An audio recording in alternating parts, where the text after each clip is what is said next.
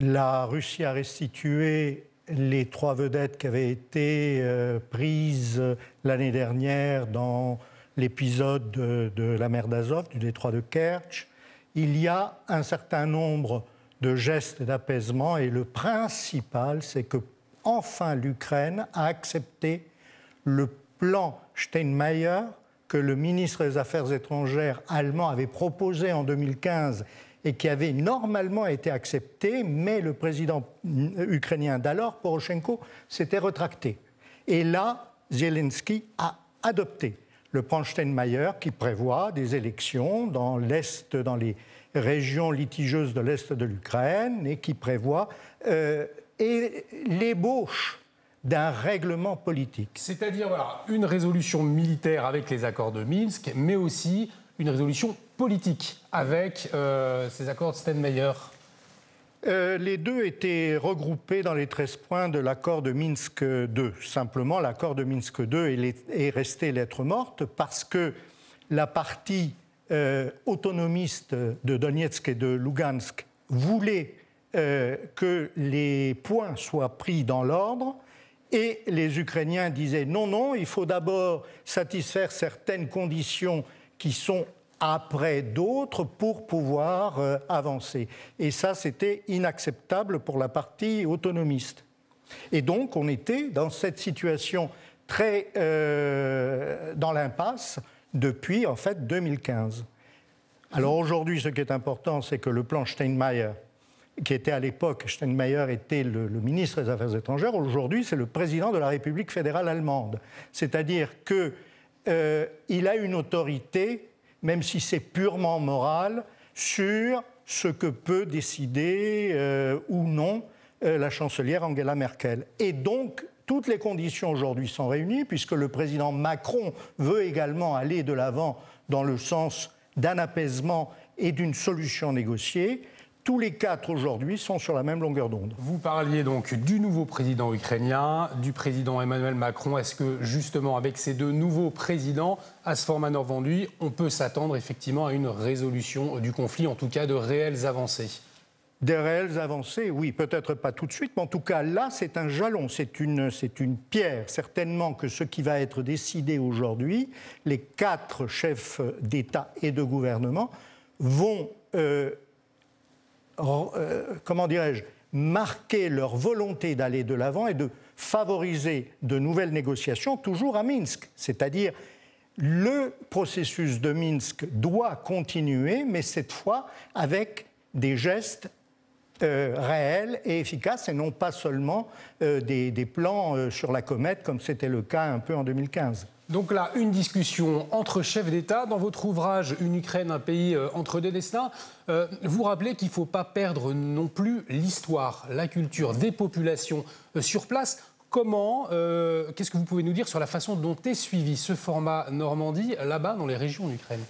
Alors, il y a deux parties très, très nettes en Ukraine. Il y a une partie qui est fatiguée de la guerre, qui veut la paix, qui n'a jamais considéré la Russie comme réellement un adversaire.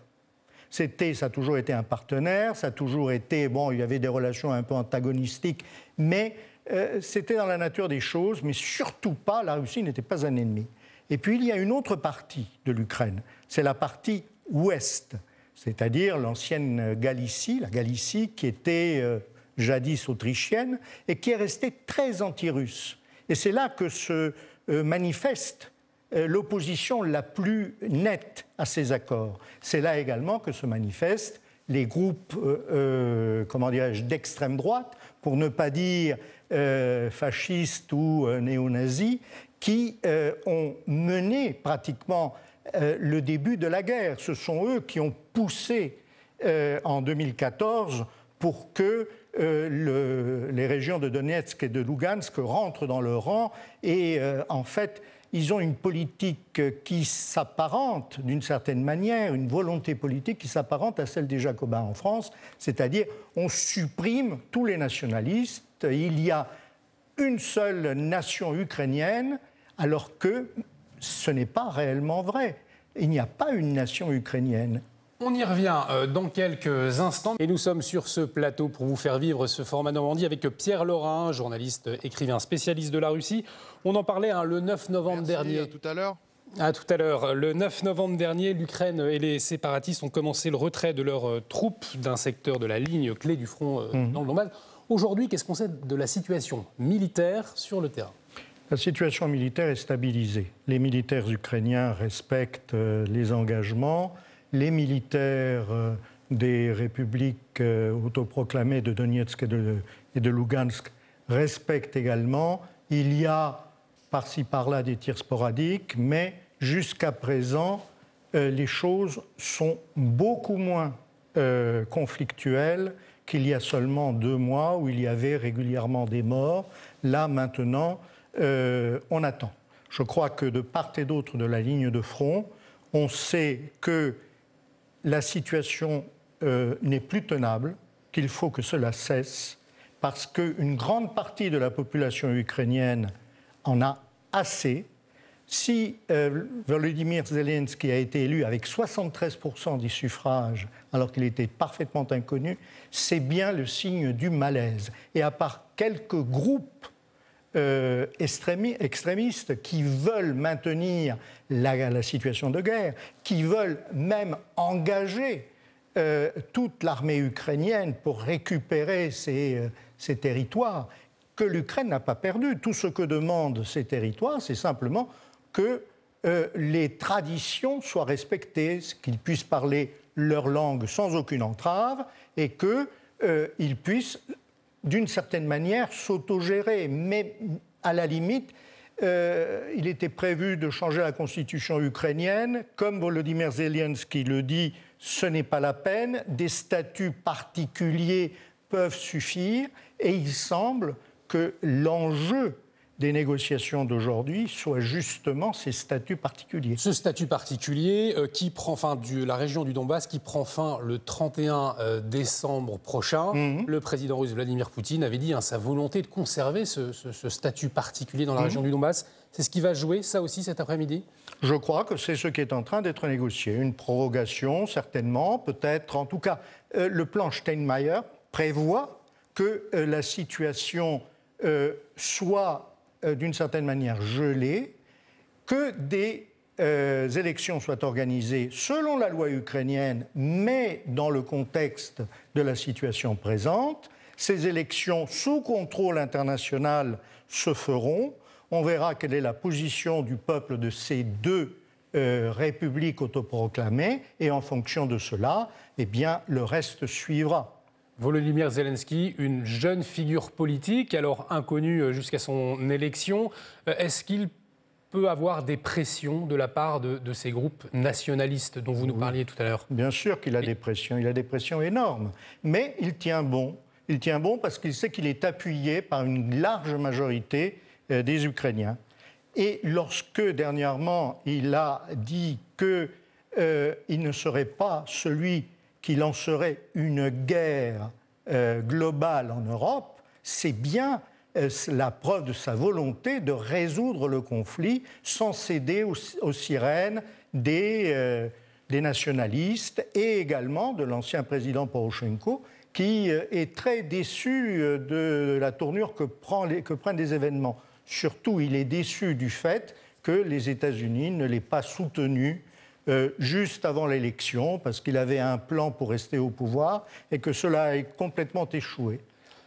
Volodymyr Zelensky et Vladimir Poutine vont se rencontrer pour la première fois en tête-à-tête après cette réunion à 4.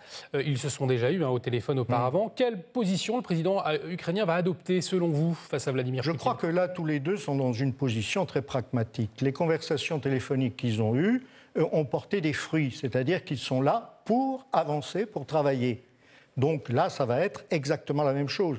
Les questions du Donbass sont laissées au format Normandie, avec les 2 autres chefs d'État. Eux, ils vont essayer d'avancer sur des problèmes plus ukraino-russes, c'est-à-dire principalement les relations économiques, l'abandon des sanctions, l'abandon progressif des sanctions ukrainiennes à l'égard de la Russie, la reprise du commerce et surtout la question du gaz, parce que l'un des éléments principaux des relations entre la Russie et l'Ukraine, c'est le gaz fourni par la Russie à l'Ukraine, jusqu'à présent, malgré les antagonismes, à des tarifs qui étaient relativement préférentiels par rapport au gaz que vend la Russie au reste de l'Europe.